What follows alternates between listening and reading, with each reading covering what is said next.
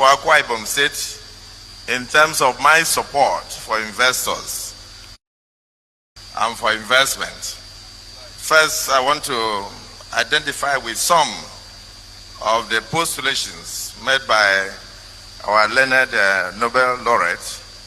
There were a few issues that I couldn't understand very well, but some that I understood, I identified with some.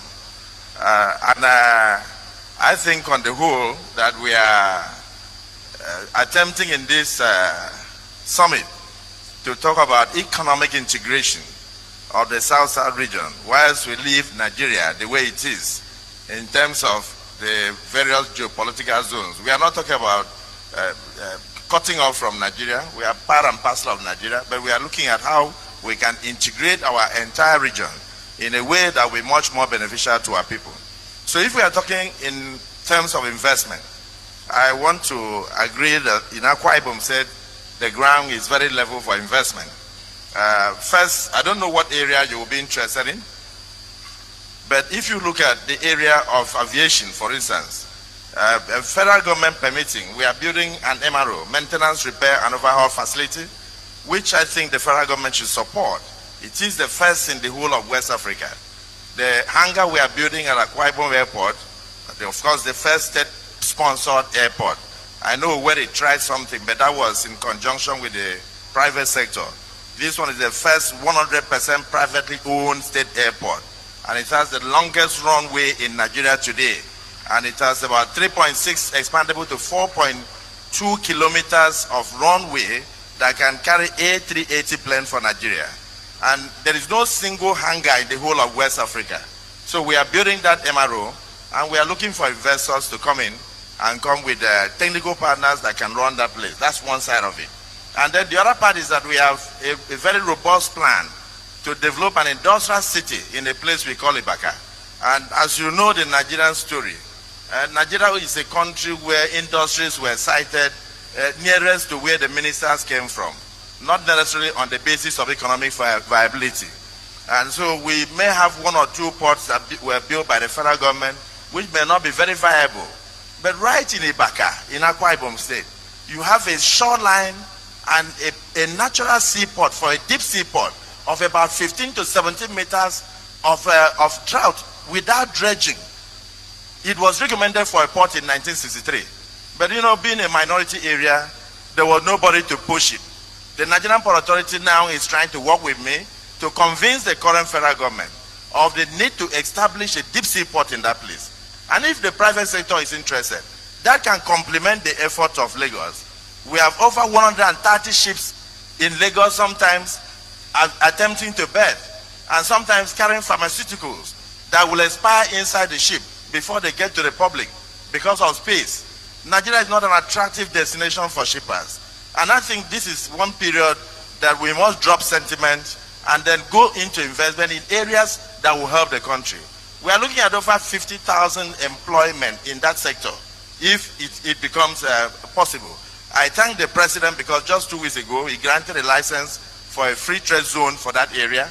I have facilitated the area. I've brought in international consultants from England, Wally Parsons. I've acquired over 14,000 hectares of land so we can have ammonia plant, we can have fertilizer plant, we can have a deep sea port, we can have a refinery that has eluded Nigeria for so many years, workable.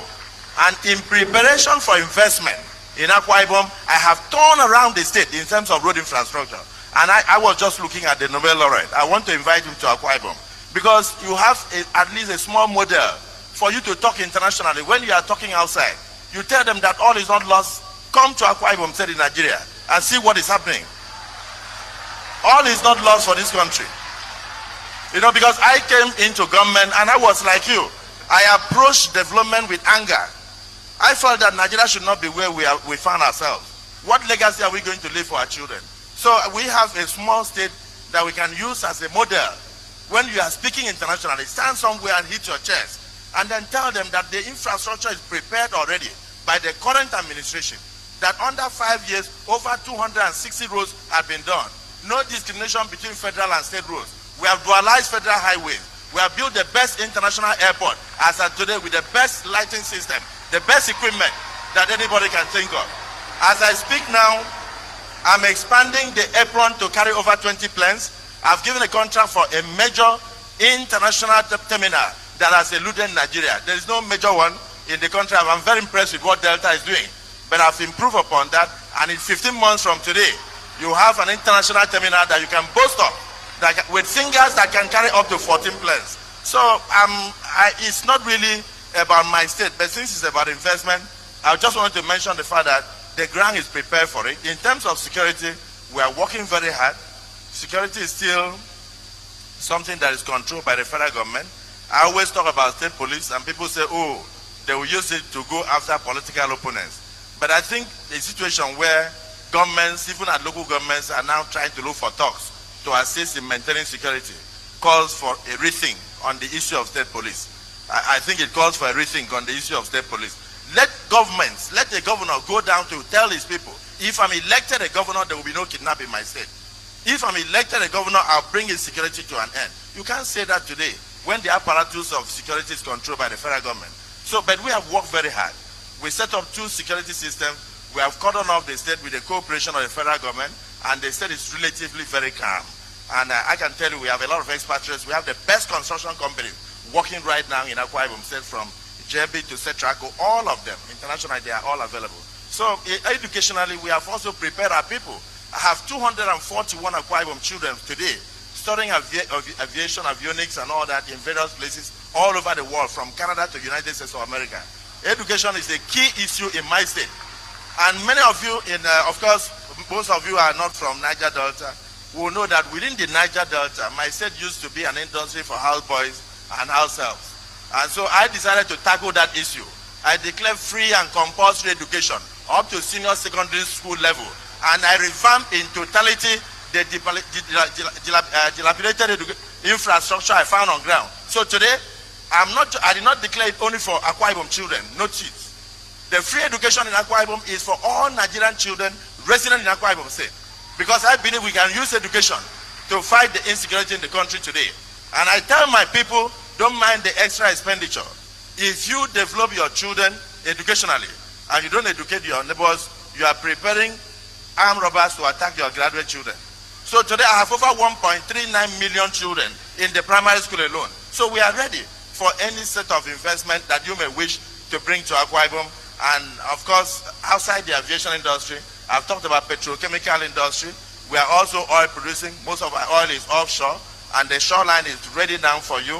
I have prepared the roads, and every area is well linked with the best tarred road, not politically tarred roads, where after 4 years, the road will start smiling. I'm talking of roads. I changed the configuration of road construction. I'm inviting you to Akwa Ibom. I changed the configuration of road construction, not politically tarred road, where after 4 years, the road will start smiling. So these are the things that I've done. And I don't want to speak much, but I just want to encourage this summit. And I've mentioned the fact that we will give you tax rebate where the tax is a state tax. We will also invest in any venture you come in. I brought in a former Minister of Commerce as a special advisor on industrialization, Chief Sena Sokwana. And I set up 20 billion as seed fund in this year's budget to assist the private sector. I'm prepared to take equity participation in any venture you bring to Akwa Ibom, and I'm discussing. The state is ready for you.